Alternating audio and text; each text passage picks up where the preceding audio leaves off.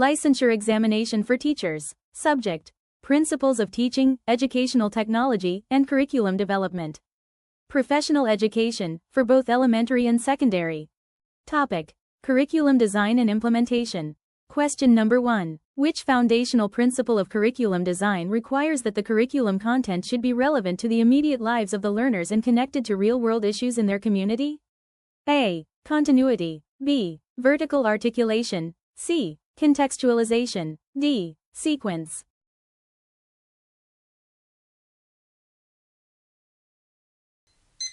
Correct answer: C. Contextualization. Why C is correct? Contextualization is the principle of grounding the curriculum in the learner's local setting, culture, and experiences. The goal is to make learning meaningful and directly applicable to real-world issues. This is a key mandate of the Philippine K-12 curriculum. Why the wrong answers are wrong? A. Continuity and D. Sequence. These are principles of organization that ensure content is logically ordered, simple to complex, and revisited over time, but they don't focus on local relevance. B. Vertical articulation.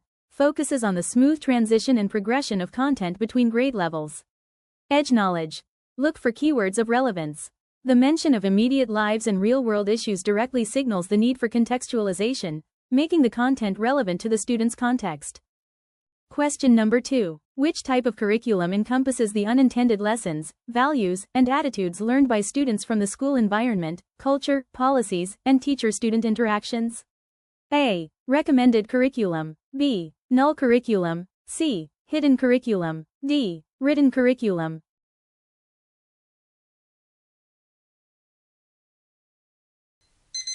Correct answer: C. Hidden curriculum. Why C is correct? The hidden curriculum refers to the unstated, informal, or latent outcomes of education.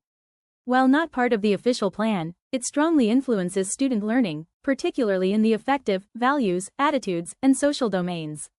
Why the wrong answers are wrong? A. Recommended curriculum. The curriculum suggested by scholars or professional organizations, e.g., SHED, DepEd guidelines. B. Null curriculum. The subject matter that is deliberately excluded from the formal curriculum, either through omission or censorship. D. Written curriculum. The formal document, e.g., DLPs, textbooks, modules.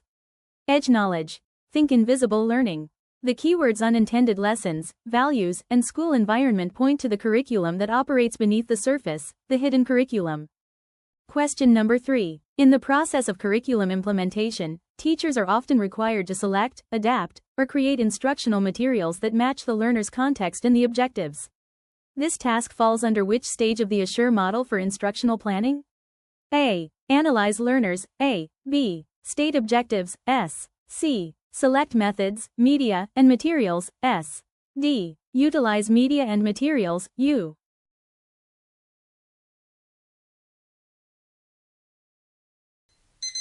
Correct answer: C. Select methods, media, and materials. S. Why C is correct? The third step, the second S, of the Assure model involves choosing, modifying, or designing the materials needed to meet the stated objectives, based on the learner analysis. Why the wrong answers are wrong? A. Analyze learners. The first step focuses on student characteristics. B. State objectives. The second step defines the goal. D. Utilize media and materials. Comes after selection, involves the actual delivery in the classroom. Edge knowledge. Assure is a sequential model. Memorize the steps. Selection is the step where the adaptation, creation of resources takes place, making it the practical link between objectives and delivery.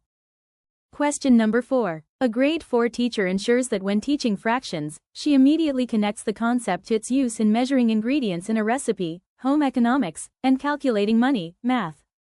This organizational strategy primarily demonstrates A. Vertical articulation. B. Horizontal articulation. C. Curriculum mapping. D. Continuity.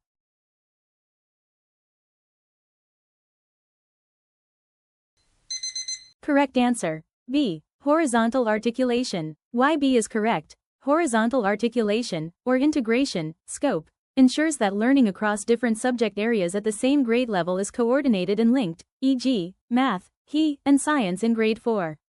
Why the wrong answers are wrong? A. Vertical articulation. Concerns the linkage of content across different grade levels, e.g., Grade 3 fractions to Grade 4 fractions. C. Curriculum mapping. A tool for visualizing articulation, not the strategy itself. D. Continuity. The principle that key elements should be revisited and reinforced throughout the curriculum. Edge knowledge. Think across the board. Horizontal means side to side. Linking different subjects, like math and in the same year, grade is horizontal articulation, integration.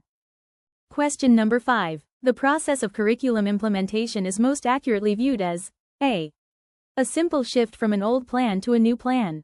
B. A technical process of distributing textbooks and materials. C. A management task executed only by school administrators. D. A complex, adaptive process involving negotiation and teacher change.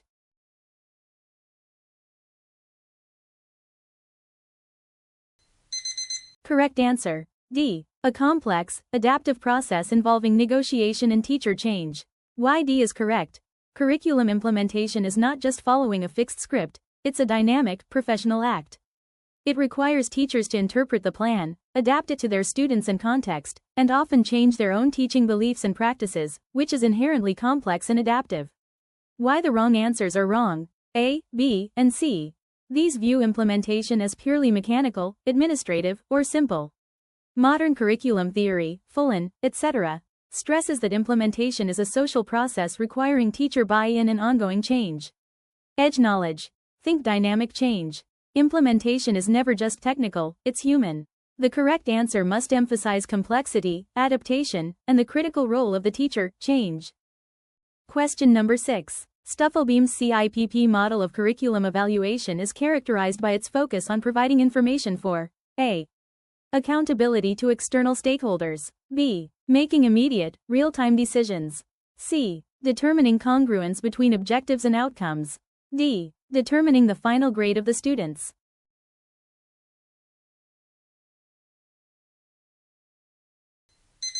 Correct answer. B. Making immediate, real-time decisions. Why B is correct? SIP, context, input, process, product, is a decision-oriented evaluation model. Its strength is providing different types of information at different stages. C and I help with planning, pre-implementation, and P, process, helps with monitoring, mid-course adjustments, real-time decisions. Why the wrong answers are wrong? A. While CIPP can be used for accountability, its primary purpose is supporting internal decision-making. C. This describes the purpose of product evaluation, but the model as a whole is broader than just congruence. D. Evaluation is of the curriculum, not individual student grades. Edge knowledge. CIPP stands for context, input, process, product. The underlying goal of the model is to furnish information that leads to better, more informed decisions. Question number 7. A school decides to discard its old textbooks and rely solely on resources and content gathered and produced by the teachers themselves, emphasizing locally generated case studies and community projects. This shift reflects a strong emphasis on which type of curriculum?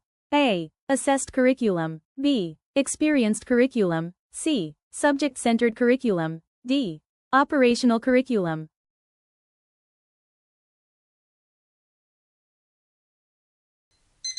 Correct answer. D. Operational curriculum. Why D is correct? The operational curriculum, or taught curriculum, is the curriculum that is actually delivered by the teacher in the classroom.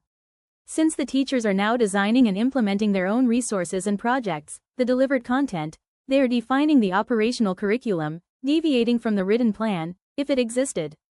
Why the wrong answers are wrong? A. Assessed curriculum. What is measured in exams? B. Experienced curriculum. What the student actually learns, the hidden, subjective reality. C. Subject-centered curriculum. A design philosophy, not a type based on delivery, source. Edge knowledge. Think action. The curriculum that is being used, executed, or delivered, the teacher's work, is the operational curriculum. Since the question focuses on teacher-produced resources being relied upon, it points to the curriculum in operation. Question number 8. Which of the following would be classified as a major curriculum change? A. Adding a new elective subject to the high school program. B. Replacing an old textbook with a new edition. C. Shifting the entire instructional philosophy from behaviorism to constructivism. D. Changing the final examination schedule by 1 week.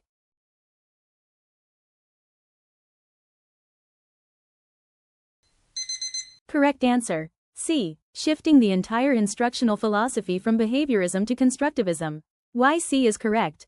A major change involves altering the fundamental aims, philosophy, structure, or content of the entire curriculum, a paradigm shift.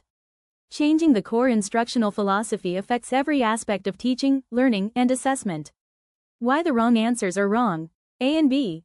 These are minor changes involving additions or material substitutions, but the core structure remains intact. D. An administrative change, not a curriculum change. Edge knowledge. Think systemic impact.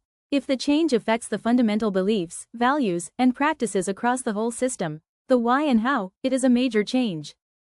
Question number 9. According to major curriculum models, like the Tyler rationale, which source of curriculum foundations requires the developer to consider the historical context, current social issues, and future needs of the country? A. Learners. B. Organized knowledge, disciplines. C. Society. D. Philosophy.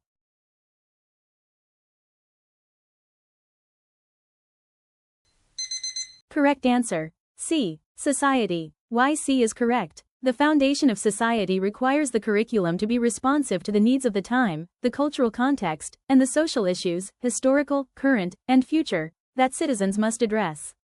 Why the wrong answers are wrong? A. Learners. Focuses on student development, interests, and needs. B. Organized knowledge. Focuses on the structure and content of academic disciplines, math, science, etc. D. Philosophy. Serves as the screen, filter to select which societal and learner needs are most valuable, but is not the source of the social issues themselves. Edge knowledge. Think external world. When the source refers to the external context, issues, culture, history, and future needs, the source is society. Question number 10. A school administers a standardized achievement test to all graduating students to determine if the school's overall performance meets national benchmarks. This evaluation activity best aligns with the CIPP models. A. Context evaluation. B. Input evaluation. C. Process evaluation. D. Product evaluation.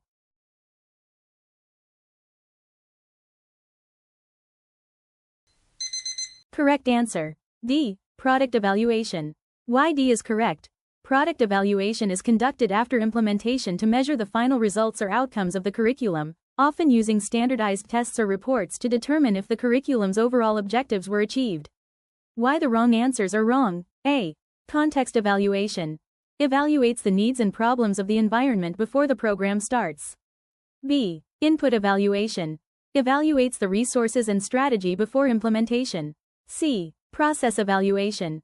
Evaluates the activities and methods during implementation. Edge knowledge. Think end result. The achievement test is the final measure of the curriculum's success. Final measurement. Product evaluation. If this video gave you an edge, sharpen that like button and subscribe to stay ahead.